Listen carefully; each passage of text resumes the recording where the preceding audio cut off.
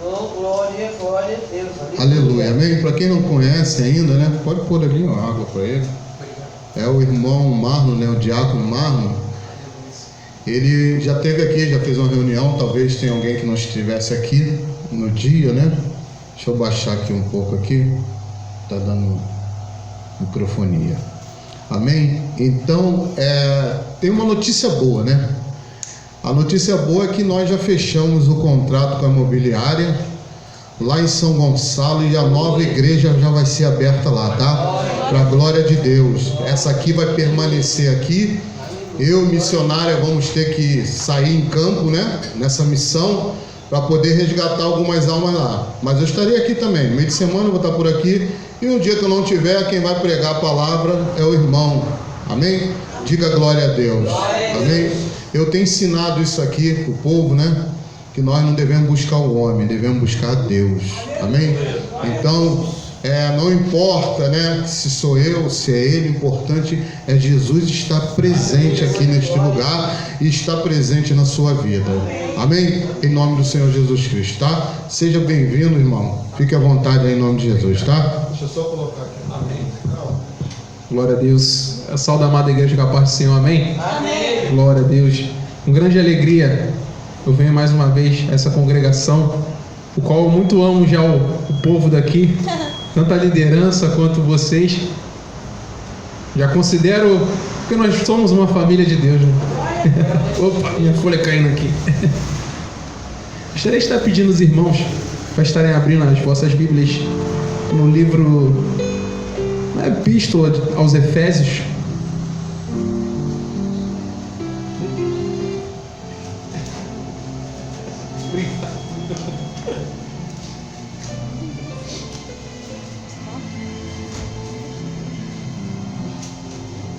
Louvado seja Deus.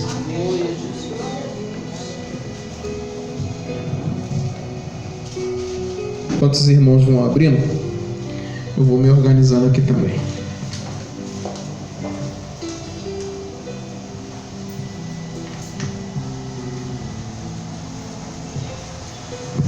Epístola aos Efésios, capítulo 6.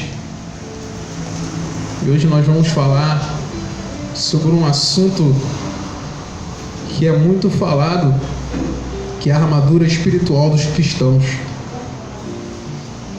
Essa passagem eu creio que você deve conhecer. Uma passagem muito conhecida da palavra de Deus, até mesmo utilizada para você evangelizar crianças. Você usa essa ilustração que o apóstolo Paulo utilizou. Aleluia. Efésios 6, vamos ler ali do 10 ao 19. Versículo 10 até o 19. Primeiro eu gostaria de estar fazendo uma breve oração, como de costume. Aleluia. Senhor, em nome de Jesus, em concordância, Pai, com as orações que foram feitas aqui, com as orações dos meus irmãos, Senhor, nós continuamos em Sua presença, Pai. E eu te peço, Senhor Deus, nesse momento, que o Senhor possa estar me usando, Senhor Deus, como um canal de bênção para essas vidas, Senhor Deus. E que o Senhor toque também nos ouvidos deles, Pai, para que eles venham ouvir segundo o Teu Espírito. E toque na minha boca, Senhor Deus, na minha língua, no meu coração, para que eu possa falar, Senhor Deus, conforme o Teu Espírito quer que eu fale, Senhor. Porque, Pai, de mim, Senhor Deus, não sai nada, Senhor. Porque essa palavra é Sua, a interpretação é Sua, a pregação é Sua, Senhor. Nós não somos grandes, nós não somos nada, nós não somos ninguém, Senhor. Nós estamos aqui para Te exaltar, Pai. Por isso nós Te agradecemos, Pai. Em nome de Jesus. Glória a Deus. Vamos estar lendo a partir do versículo 10. Diz assim a palavra de Deus: No demais, irmãos meus, fortalecei-vos no Senhor e na força do seu poder. Revesti-vos de toda a armadura de Deus, para que possais estar firmes contra as astutas ciladas do diabo. Porque não temos que lutar contra a carne e o sangue, mas sim contra os principados, contra as potestades, contra os príncipes das trevas deste século, contra as hostes espirituais da maldade nos lugares celestiais. Portanto, tomai toda a armadura de Deus, para que possais resistir no dia mau, havendo feito tudo, ficar firmes. Estai, pois, firmes, tendo cingidos os vossos lombos com a verdade, e vestida a couraça da justiça, e calçados os pés na preparação do evangelho da paz, tomando sobretudo o escudo da fé, com o qual podereis apagar todos os dardos inflamados do maligno.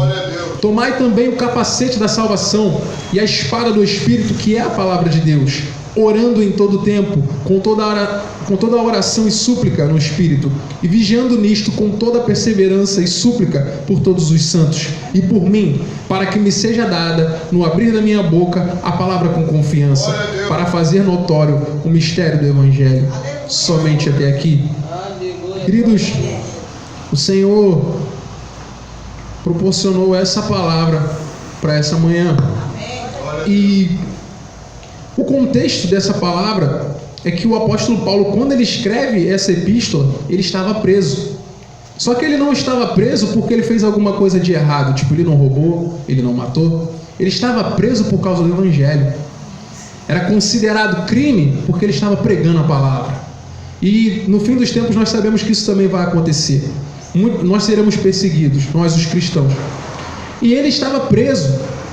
Só que uma coisa que é muito forte é que esse homem, ele tinha tanta intimidade com Deus, tanto conhecimento da palavra, ele orava muito. Se você for ver nas cartas que ele escreve, ele sempre começa as cartas falando que ele estava orando pelas igrejas e pelos irmãos.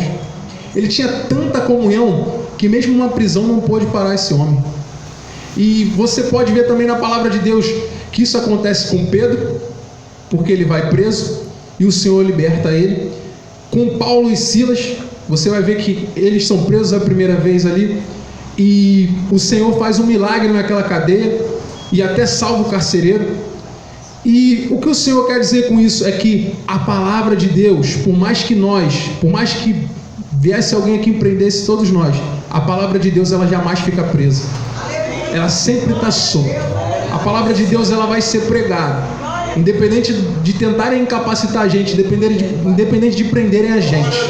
Mesmo se prenderem a gente, vamos falar sobre o testemunho que a gente dava. Vamos falar, a pregação vai estar no YouTube, a palavra vai estar sendo pregada, porque o Senhor ele não para, a obra dele não acaba.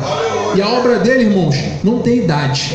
Não fique com medo, você que é um ancião, que é uma anciã, não importa a idade. O Senhor te usa da mesma forma que me usa, que usa uma criança. O Senhor ele só quer o coração. Se você abrir o coração para ele, ele vai entrar e vai fazer morada e vai te usar tremendamente. Ele usou Abraão quando Abraão estava o quê? Um ancião. E não é diferente nos dias de hoje. Aleluia. E aí essa passagem ela começa ali no versículo 10, como a gente leu, e ela vai nos dizer em quem é que nós temos que nos fortalecer.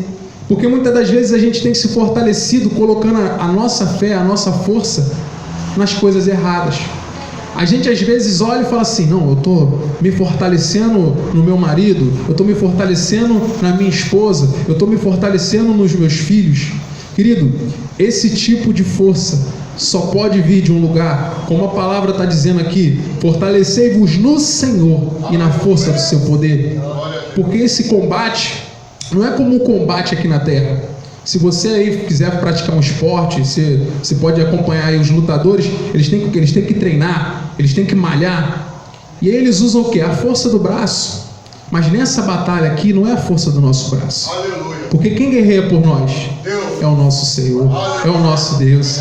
Por isso nós temos o quê? Que nos fortalecer no Senhor e na força do poder dele. E aí o apóstolo ele vem falando para a gente se revestir de toda a armadura, para que a gente possa o quê? Estar firmes. E no versículo 12, ele vai nos dizer o quê? Que nós não temos que lutar contra a carne e sangue, que nós temos que lutar o quê? A nossa luta é espiritual, é contra os principados, é contra as potestades. E com isso aqui, eu vejo muitas das vezes, pode ser nas igrejas, pode ser em qualquer lugar, nós às vezes estamos lutando uns com os outros.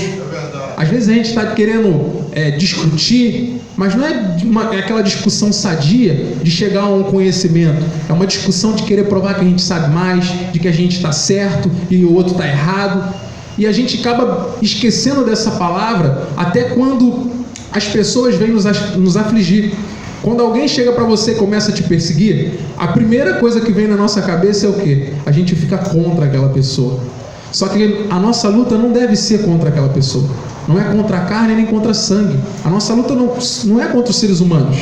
A nossa luta é contra os principados e potestades. Por isso nós não temos o quê? Que pegar as nossas armas daqui da terra, que às vezes é um palavrão, às vezes é o que? A ira. A gente não pode fazer uso dessas armas, porque essas armas não operam à vontade de Deus.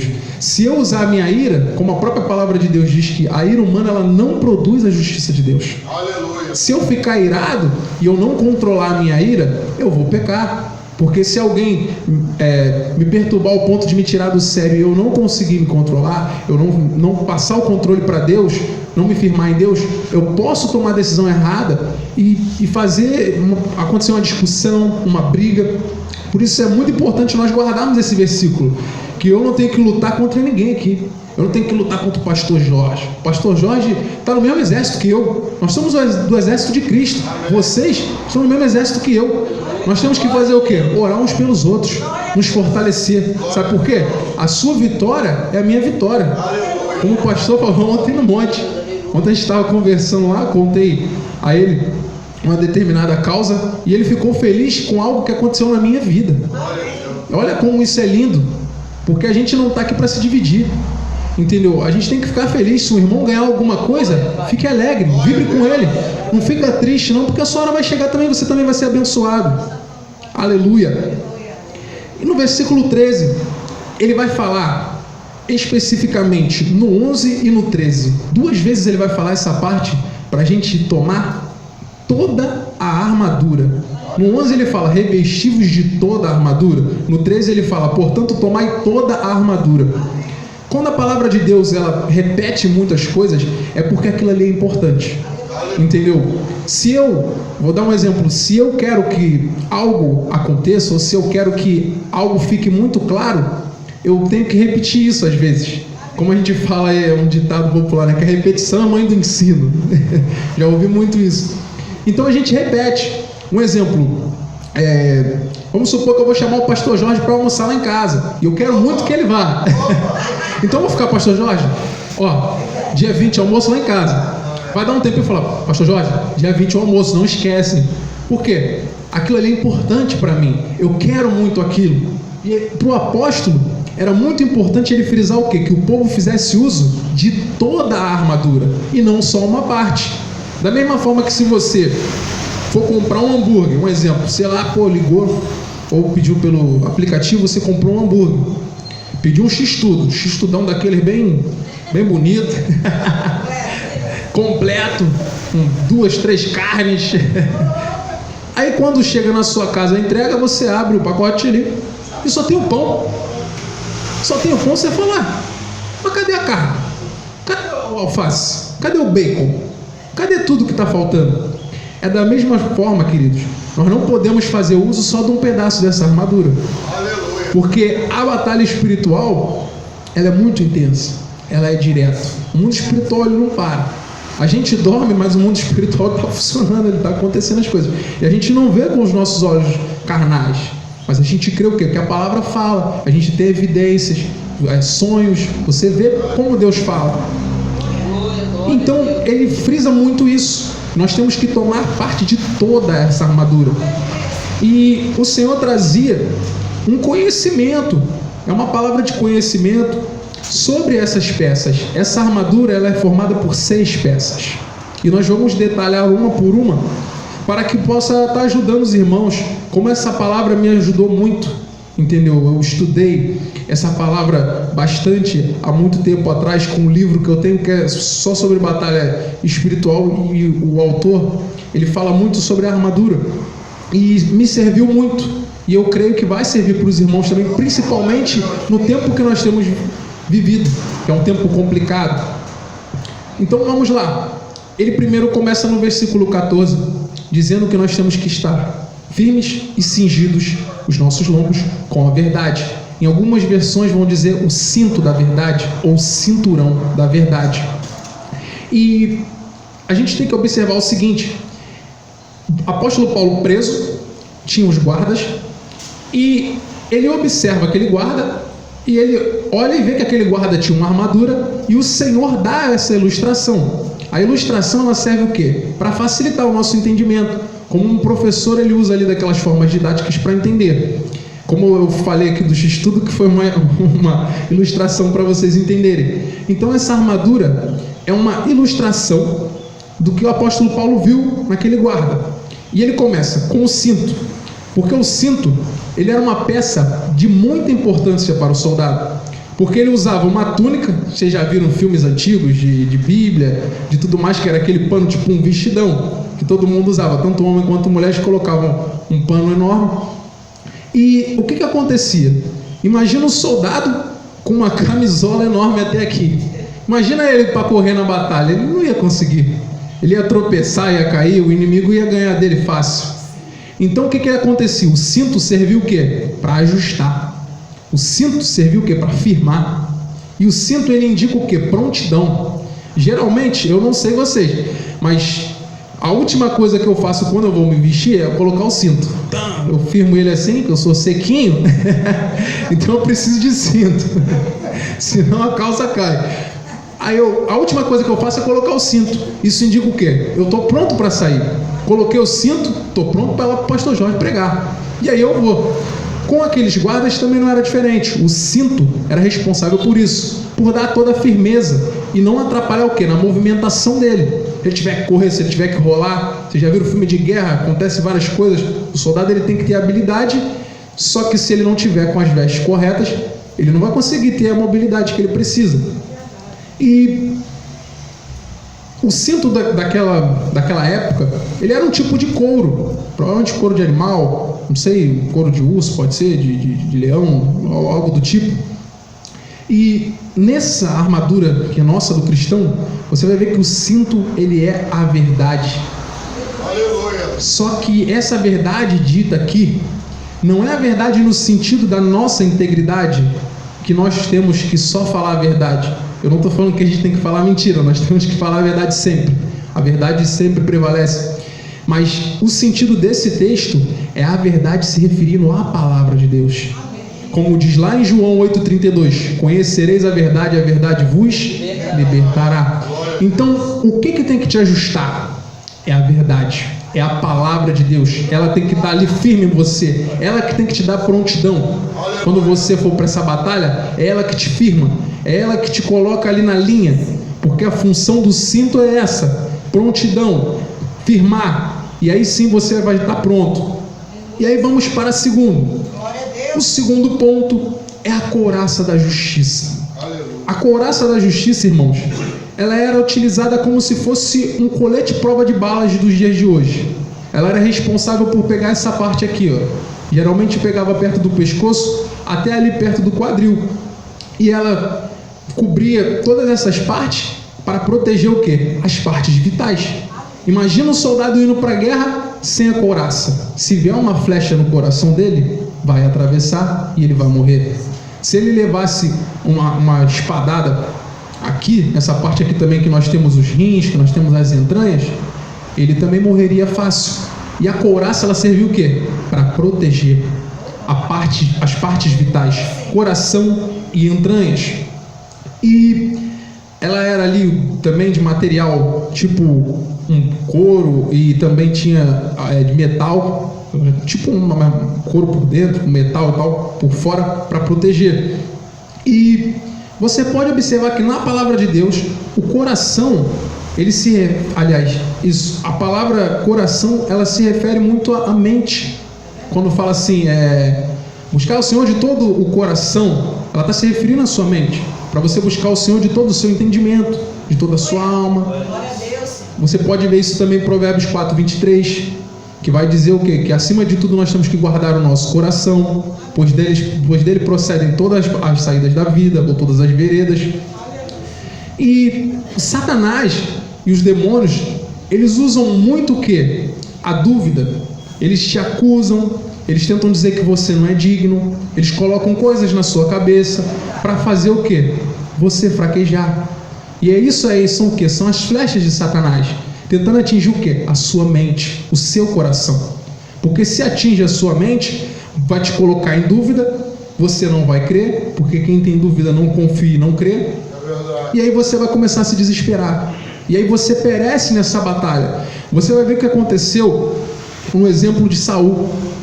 Saul o tempo inteiro, ele começa a cometer diversos erros, e depois Deus permite com que um espírito mau comece a afligir Saul. Ele começa o quê? Ele perdeu essa couraça. Ele não estava mais usando a armadura do cristão. Porque ele começa o quê? A ser acusado, ele começa a ser atormentado, ao ponto dele ter que chamar lá Davi para tocar um louvor para poder aliviar. E toda vez que Davi adorava o Senhor, Saul se sentia bem. Aquele espírito parece que saiu um pouco de perturbar ele. Então é muito importante, irmãos, nós estamos com essa couraça da justiça. Só que a justiça, nessa parte aqui, ela tem dois aspectos. Primeiro aspecto é a justiça de Cristo. Quando Cristo ele morre naquela cruz, ele nos justifica. Como a palavra dele vai nos dizer lá em Romanos 4:5, lá no finalzinho vai dizer assim: a sua fé lhe é imputada como justiça. Aleluia! E o que é isso? Quando a gente crê em Cristo, quando você recebe o sacrifício de Cristo, você fala: eu creio, eu não vi, eu não estava lá, mas eu creio, essa palavra é fiel. Essa justiça, ela passa a guardar o seu coração. Porque você crê o quê? Numa promessa, você sabe o que ele fez, obedecendo a Deus, e de quebra ainda fez o que ainda nos salvou. Entendeu? Ele em tudo obedeceu a Deus. O amor de Jesus Cristo pelo Pai era tremendo. Ele fez a vontade dele em todos os sentidos. Essa é a primeira justiça, a justiça de Cristo. Você crê, você ganha esse crédito que Cristo fez. Entendeu? É como se te ligassem hoje e falassem assim: olha só, você vai ganhar aqui algo por um sorteio que não te custou nada. Tipo isso, é de graça. A justiça de Cristo ela é de graça. Ela foi paga naquela cruz e você recebe ela somente crendo. E o segundo aspecto, queridos, é a nossa justiça pessoal, entre aspas. Porque nós não somos justos, sejamos sinceros. Mas o Espírito Santo ele produz na nossa vida o quê? A justiça de Deus. A nossa carne, ela não tem justiça habitando nela. A justiça é o que? O Espírito Santo que vem. Ele gera justiça na gente. Glória a Deus. E essa justiça é quando, um exemplo, você vai ali na padaria, aí você compra um pão, aí a pessoa te dá um troco errado, ela te dá dinheiro a mais, e aí você pega, você olha e fala: nossa, tem R$5 a mais. Aí você bota no bolso e vai embora para sua casa. Você estaria sendo justo. Agora, quando você chega lá, a pessoa te dá o troco errado, você fala: não, que isso? Tem R$5 a mais aqui, eu não vou pegar isso. Porque, queridos, uma coisa que nós temos que observar que é muito engraçado é que quando nós estamos levando vantagem acima de alguém, não parece ruim, mas quando nós levamos o prejuízo, parece. Então nós temos que tratar o que? O nosso próximo como se fosse a gente. Eu não gostaria de pegar o troco errado e ninguém me devolver, entendeu? Eu gostaria que a pessoa me devolvesse, se eu desse algo a mais para ela, ela fosse justa comigo e me devolvesse, entendeu? Então essa justiça, ela é a nossa pessoal, e o que o Espírito Santo gera é que nós temos que fazê-la, né? Nós temos que cumpri-la. E a palavra de Deus ela vai nos dizer que tem uma passagem muito interessante que diz: sede santos, porque eu sou santo. O Senhor ele manda a gente o quê? Nos separarmos do mundo, sermos diferentes. E essa justiça pessoal, ela é gerada quando você decide corresponder ao amor que Cristo tem por você. Quando você decide se afastar do pecado, você reconhece que aquilo é ruim, você reconhece que o seu Senhor é maravilhoso e que Ele fala para você não fazer as coisas, e você não faz, porque você ama o seu Senhor, você glorifica a Ele, você ama Ele de paixão e você não quer desagradá-lo. Porque quando você ama alguém, você faz de tudo para agradar aquela pessoa. Então, com Cristo não é diferente. Nós temos que fazer a vontade dele. E aí nós vamos para a terceira parte dessa armadura, que está no versículo 15. que vai dizer assim: calçados os pés na preparação do evangelho da paz. Essa é a sandália. Em algumas versões vão dizer sandália. A minha só diz para a gente calçar os pés na preparação do evangelho. Então, queridos, essa é a sandália da preparação do evangelho da paz. Assim como os outros itens da armadura também é muito importante, porque imagina se você pegar uma bota daquelas de chuva, aquela galocha, que é aquela bota grande que vem até aqui, e você der ela para um jogador de futebol participar de uma partida. Ele pode até jogar bem, mas na hora que ele for chutar, não vai dar certo. Ele está acostumado a jogar com uma chuteira, que já é um sapato preparado para aquele esporte. Imagina você dar também um chinelo para um alpinista, que eles precisam também de calçado próprio para aquilo ali. É um calçado que tem uma sola própria para eles poderem escalar. E imagina também você dar uma sandália, pode ser de madeira, para um corredor desses daí, um cara que é do atletismo, um cara aí que participa de maratona. Te garanto que quando ele se ele conseguir correr com esse chinelo, ele vai ficar com a coluna toda quebrada. Porque tem um sapato que eu uso, que se eu ficar muito tempo com ele, se eu caminhar com ele eu sinto dor, porque ele é uma sola muito dura, ele não tem amortecimento de impacto, e eu já fico um pouco da coluna ruim. Imagina você participar de uma maratona com calçado que não é próprio, entendeu? E uma vez até aconteceu comigo algo muito engraçado. Eu estava para ir para um monte, aí minha avó antes tinha falado comigo assim: poxa, tem um tênis aqui dentro aqui que era do seu tio, você quer? Eu não tenho problema, eu uso. O pé dele era quase o mesmo tamanho do que o meu. Aí eu peguei aquele tênis, só que estava guardado há muito tempo. Ele aparentemente estava bom. Eu peguei o tênis e fui para o monte. fui eu e minha ex-varola para o monte, vamos orar. Eu subi para o monte. Quando eu cheguei para o monte, por aquele tênis ser muito velho e estar guardado há muito tempo, a cola dele começou a soltar quando eu estava descendo do monte. Eu fui descendo, eu só sei que quando eu cheguei lá já não tinha mais tênis, a sola ficou numa parte, a outra parte ficou em outra parte, ficou tudo revirado. E eu tive que subir, eu tive que pegar o ônibus, quando eu subi para casa, eu subi descalço, subi rindo, porque foi engraçado. Mas olha só para vocês verem o calçado, o quanto ele faz diferença também. Até mesmo para as mulheres, não dá para vocês correrem com salto alto. Se acontecer alguma coisa, o que tem que fazer? Tem que tirar o sapato e tentar sair correndo, ou deixa o sapato para lá. Agora, se você tiver ali com tênis de corrida, você vai embora. Então, o calçado ele faz a diferença, como fazia para esses soldados. Você pode ver também nos filmes de guerra, depois você vai até observar isso. Era uma sandália ali bem, bem firme. Não era um chinelo igual a gente usa daqueles que solta fácil. Era uma sandália bem presa. Porque também não poderia atrapalhar ele. Porque já pensou, ele está lutando e do nada cai a sandália, ele vai perder a atenção e aí ele morreria também em combate. Isso, trançado, ele amarrava até aqui em cima para ficar bem, bem firme. E os nossos sapatos, eles também significam, nessa armadura do cristão, a prontidão. É o que? Você está pronto, você está firme. E o evangelho da paz, ele é o que nos protege e nos torna firmes. Porque a palavra de Deus vai nos dizer lá em Romanos 5:1: tendo sido, pois, justificados pela fé, temos paz com Deus, por nosso Senhor Jesus Cristo. Então, querido, não tem acusação. Satanás, ele pode virar o dedo para você e tentar acusar você à vontade. Se você tomar posse da palavra de Deus, ela diz o quê? Que você tem paz com Deus. O Senhor, ele não vai te acusar. O Senhor, ele está querendo que você vá até ele e confesse seus pecados. Pai, eu errei, mas eu não quero errar. É isso que ele quer ouvir. Ele não quer que você se esconda igual Adão, que errou e foi se esconder. Não, estou errado aqui, se escondeu atrás da moita. Se Adão tivesse sido como Davi, que chega e pede perdão, Adão teria tido uma atitude louvável, mas ele tentou se esconder. O Senhor, ele gosta do quê? De confissão. Como a palavra dele nos fala, para a gente confessar as nossas culpas uns aos outros, para a gente confessar todos os pecados, e ele nos perdoará.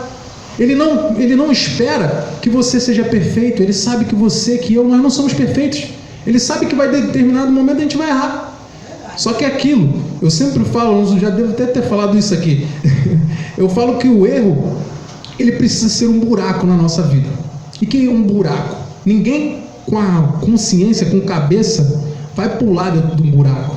Ele tem que ser um tropeço, algo que você não viu, algo que você cometeu sem querer, ou você perdeu a paciência e sem querer falou algo. Não deve ser uma opção, deve ser sem querer algo que você fez. A sua opção sempre deve ser o quê? Acertar. Mas se você errar, você fique sabendo que você tem um Senhor que perdoa o seu pecado. Você fique sabendo que Ele vai ser o seu Pai, porque que Ele é o seu Pai. Porque você tem o seu filho, e você, se ele errar, ele não deixa de ser seu filho. Vamos supor que você manda ele fazer algo e ele não faz. Ele não vai deixar de ser seu filho porque ele te desobedeceu. Você vai chegar a ele, vai chamar a atenção dele, porque Deus faz isso com a gente também. E você vai falar para ele, cara, isso está errado. Eu não mandei você fazer isso, então você tem que fazer. Então, queridos, rejeite toda acusação de Satanás, porque vocês têm o quê? A sandália do Evangelho da paz. Vocês têm paz com Deus.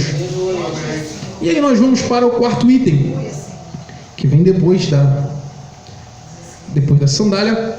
Isso aí, versículo 16, vai dizer: tomando sobretudo o escudo da fé, com o qual podereis apagar todos os dardos inflamados do maligno.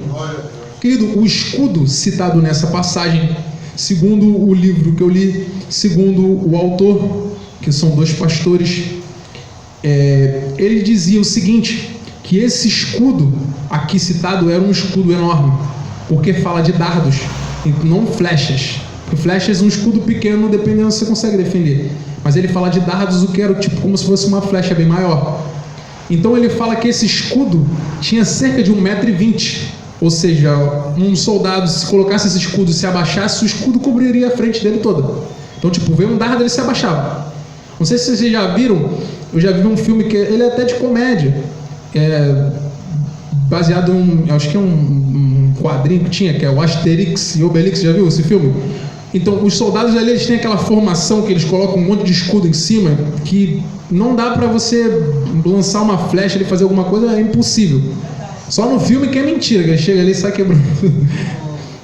E esse soldado, ele usava o que? Isso para proteger, para poder, qualquer coisa que viesse, batia ali e refletia, caía no chão.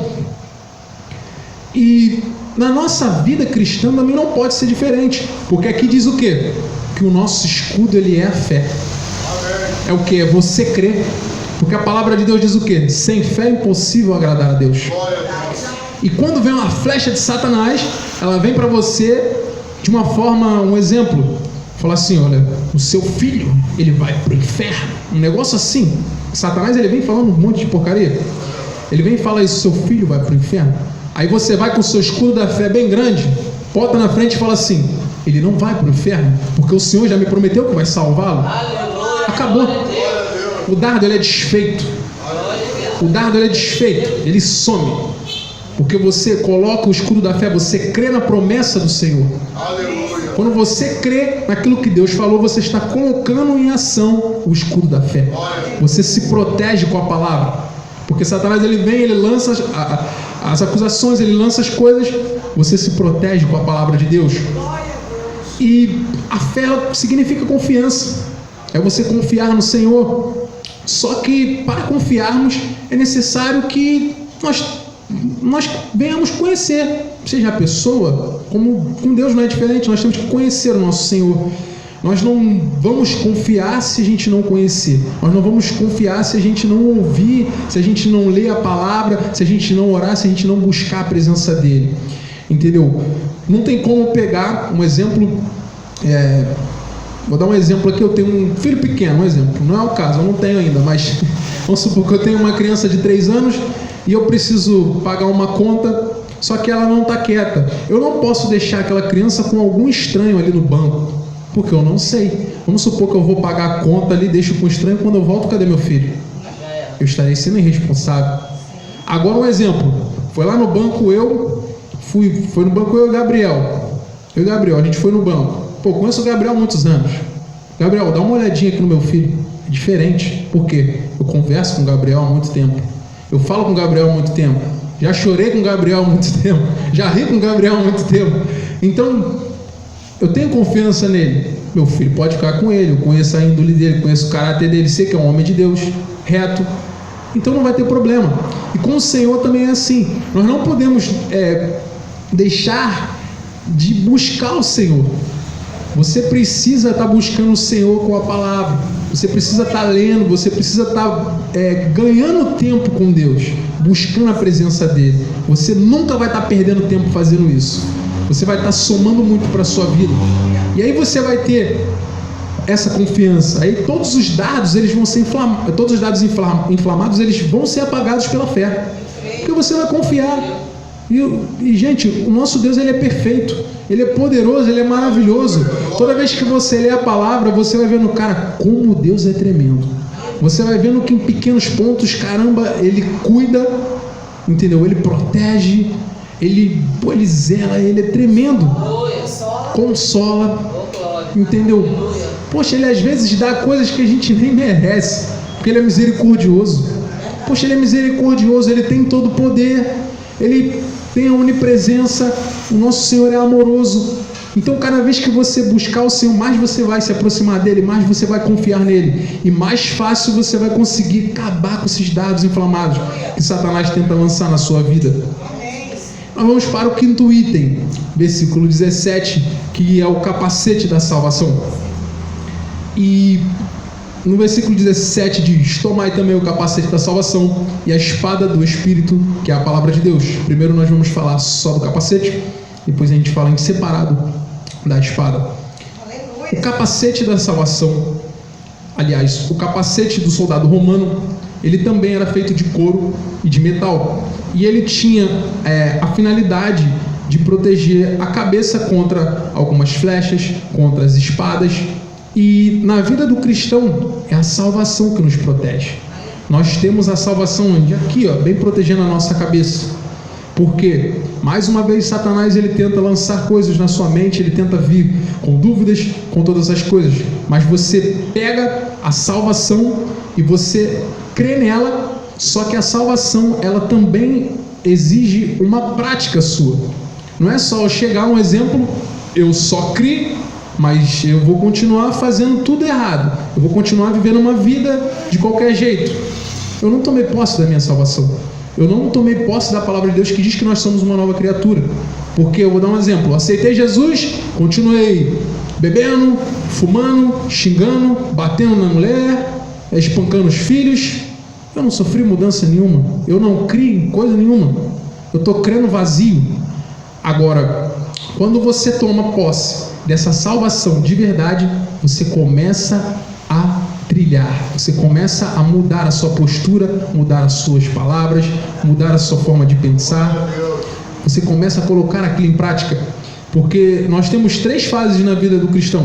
Nós temos a justificação, que é onde Cristo que nos justifica. Ele morre na cruz e ele te justifica de todo o pecado, e você volta a ser amigo de Deus, você é filho de Deus por causa disso, por causa de Cristo. Você tem a santificação, que é uma parte que o Espírito Santo está em nós, está dentro de vocês, está dentro de mim, e ele vai gerando fruto, ele vai gerando amor, como você pode ver lá em Gálatas, ele vai gerando paciência, ele vai gerando muitas coisas. Você pode ver que eu conheço pessoas que, quando você olhava no mundo, eram pessoas que queriam matar alguém por qualquer coisa, entendeu? Se estressava e queria meter a mão no pescoço, queria bater. E quando elas se convertem, vocês veem, caramba, nem parece a mesma pessoa, foi transformado. Você fala assim, caramba, virou um amor, entendeu? Ao invés de bater, agora ele está separando as brigas. Essa é a parte da santificação. E nós temos a glorificação, que é a última parte. Isso daí é quando alguém morre no Senhor, que você vai ser transformado no corpo glorificado, ou se estivermos vivos, que o Senhor vai nos arrebatar, e nós vamos passar por essa parte da glorificação.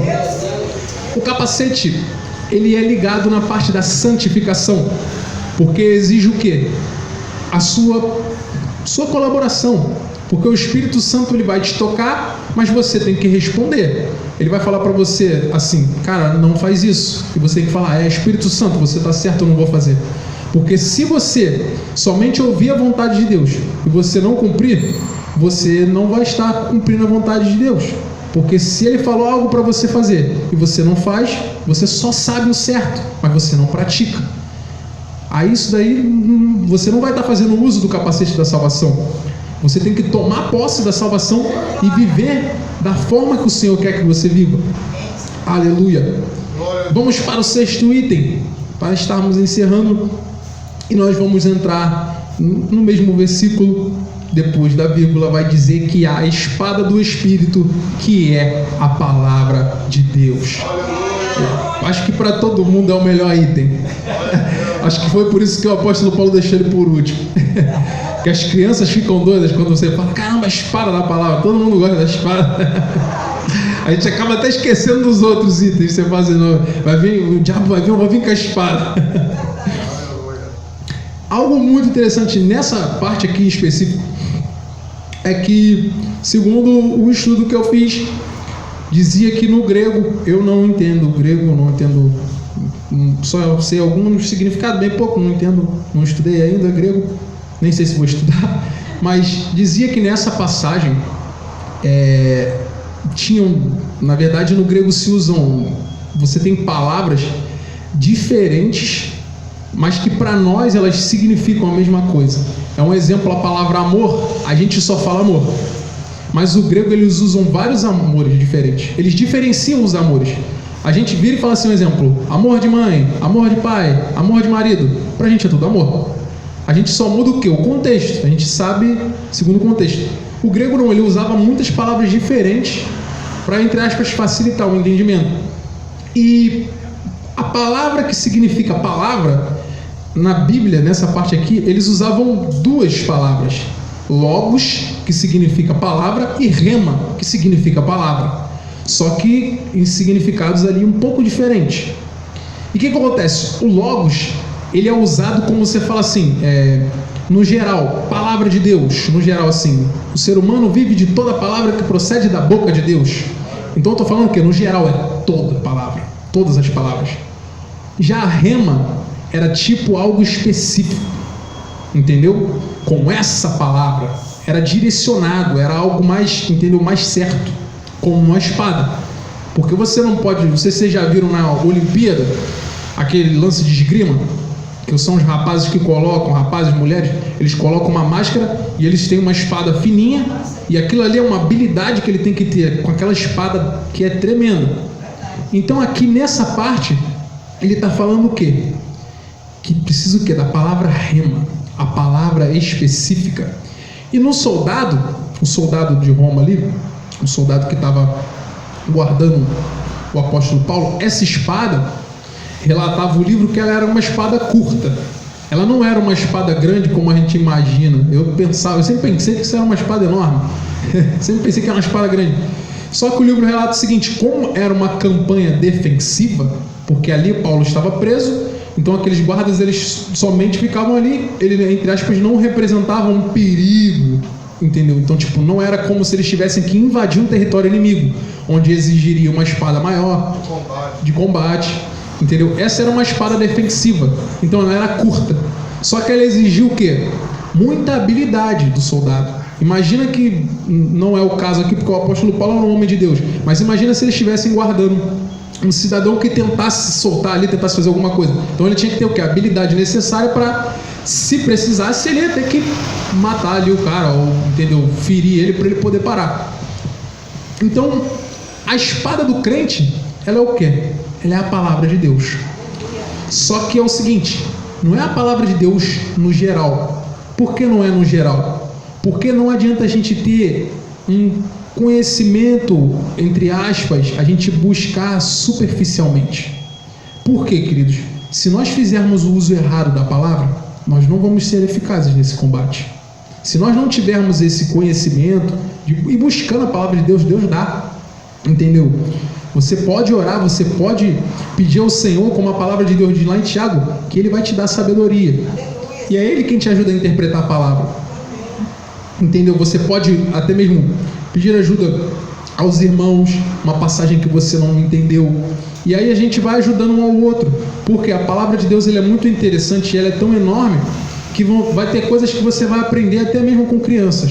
As crianças vão chegar para você e vão falar um negócio assim, nossa, eu nunca parei para pensar nisso. Eu já leio esse versículo 10 vezes e nunca vi isso. Às vezes uma criança fala um negócio, entendeu? A gente não pode ser o quê? Soberbo, ao ponto da gente achar que a gente sabe tudo e que ninguém pode ensinar nada pra gente.